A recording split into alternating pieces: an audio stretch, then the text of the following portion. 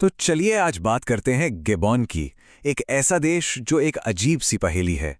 एक तरफ बेहिसाब दौलत है और दूसरी तरफ बहुत ज्यादा गरीबी। आइए मिलकर इस विरोधाभास को समझने की कोशिश करते हैं। अब जरा इन आंकड़ों को देखिए। एक तरफ गैबोन की प्रति व्यक्ति जीडीपी $8,000 से भी ज्यादा है। यह अफ्रीका के सबसे अमीर देशों में से एक है। लेकिन दूसरी तरफ की हकीकत यह है कि देश की 1/3 से ज्यादा आबादी गरीबी में जीने को मजबूर है। मतलब पैसा तो है पर लोगों तक पहुंच नहीं रहा। यही तो है गैबोन का सबसे बड़ा पैराडॉक्स। तो सवाल ये उठता है कि आखिर ये सारा पैसा आता कहाँ से है? इसका जवाब गैबोन की जमीन में ही छिपा है, जमीन के ऊपर भी और नीचे भी।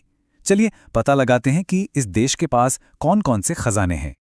कल्पना कीजिए, एक ऐसा देश जिसका 85% हिस्सा घने हरे भरे ट्रॉपिकल जंगलों से ढका हो।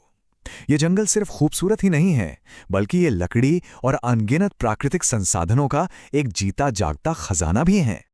लेकिन असली गेम चेंजर तो जमीन के नीचे, बल्कि कहूं तो समुद्र के नीचे मिला। 1970 के दशक में जब यहां तेल की खोज हुई तो गैबोन की किस्मत ही बदल गई। और आज आलम यह है कि देश के कुल एक्सपोर्ट का लगभग 80% हिस्सा सिर्फ और सिर्फ कच्चा तेल है। और ये कोई छोटा मोटा आंकड़ा नहीं है। गैबोन सब सहारन अफ्रीका का 5वां सबसे बड़ा तेल उत्पादक देश है। हर रोज 2 लाख बैरल से ज्यादा तेल निकाला जाता है। मतलब दौलत की कोई कमी नहीं है। इतनी तो है कि कोई भी देश मालामाल हो जाए। तो फिर सवाल घूम फिर के वहीं आ जाता है, अगर देश इतना अमीर है तो ये सारी दौलत आखिर जा कहाँ रही है? इस सवाल का जवाब हमें मिलेगा गैबोन के इतिहास और उसकी सियासत की गलियों में। देखिए, पैसे के इस खेल को समझने के लिए सत्ता के खेल को समझना बहुत जरूरी है। चलिए अब जरा इतिहास के पन्ने पलटते हैं और देखते हैं कि कैसे गैबोन में पैसा और ताकत दोनों कुछ ही हाथों में सिमट कर रह गए। ये टाइमलाइन एक बहुत ही साफ कहानी बयां करती है। 1960 में फ्रांस से आज़ादी मिली, लेकिन उसके कुछ ही साल बाद 1967 में उमर बोंगो सत्ता में आए। और वो कब तक रहे? 2009 तक। सोचिए, पूरे 42 साल। और फिर उनके बेटे अली बोंगो उनके उत्तराधिकारी बने। मतलब आधी सदी से भी ज्यादा एक ही परिवार का शासन। ये अपने आप में बहुत बड़ी बात है। उमर बोंगो का ये जो 40 साल से भी लंबा शासन था ना, ये बहुत मायने रखता है। हाँ, इससे देश में एक तरह की स्थिरता जरूर आई, लेकिन इसका मतलब ये भी था कि सारी ताकत और फैसले लेने की शक्ति एक ही जगह केंद्रित हो गई।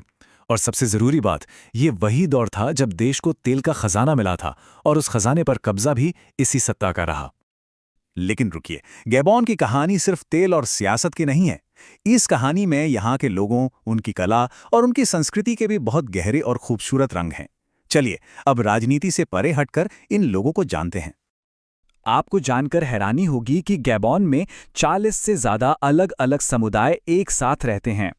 इनमें सबसे बड़ा समूह है फांग समुदाय, जो कुल आबादी का लगभग 1/3 है।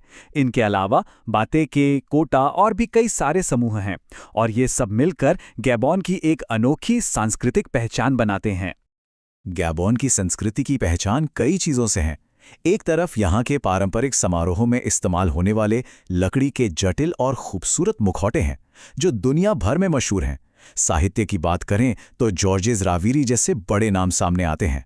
और अगर खेल की दुनिया में देखें तो फुटबॉल स्टार पियरे-एमरिक ओबामेंग तो देश का गौरव हैं। और हाँ, भाषाएं, फ्रेंच तो ऑफिशियल भाषा है, लेकिन उसके साथ साथ लोग 30 से ज्यादा स्थानीय भाषाएं भी बोलते हैं। है ना कमाल? और हाँ, किसी भी संस्कृति को जानने का सबसे मजेदार तरीका क्या होता है? वहां का खाना। गैबोन का नेशनल डिश है न्यम्बे स्टू। इसे बनाना भी दिलचस्प है। पाम नट या मूंगफली का पेस्ट तैयार किया जाता है, फिर उसमें चिकन या मछली डाली जाती है और सब्जियों के साथ पकाया जाता है। सुनने में सिंपल लगता है, पर स्वाद में जबरदस्त होता है। तो इतनी दौलत, इतनी रंग बिरंगी संस्कृति और ऐसा पेचीदा इतिहास, इन सब के साथ गैबोन का भविष्य किस ओर जाएगा? आज ये देश एक बहुत ही अहम मोड़ पर खड़ा है। आगे रास्ते में बड़ी चुनौतियां भी हैं और बेशुमार संभावनाएं भी। सामने सबसे बड़ी 3 चुनौतियां हैं। पहली, अपनी अर्थव्यवस्था को सिर्फ तेल के भरोसे से बाहर निकालना। दूसरी, अमीर और गरीब के बीच जो बहुत बड़ी खाई है उसे पाटना। और तीसरी, और शायद सबसे जरूरी, स्कूल, अस्पताल जैसी बुनियादी सुविधाओं को इतना बेहतर बनाना कि देश की दौलत का फायदा आखिरकार हर एक नागरिक तक पहुंच सके। और आखिर में हम लौटते हैं उसी एक बुनियादी सवाल पर, क्या किसी देश का खजाना सच में उसके हर एक इंसान का हो सकता है? गैबोन का पूरा भविष्य इसी एक सवाल के जवाब में छिपा है।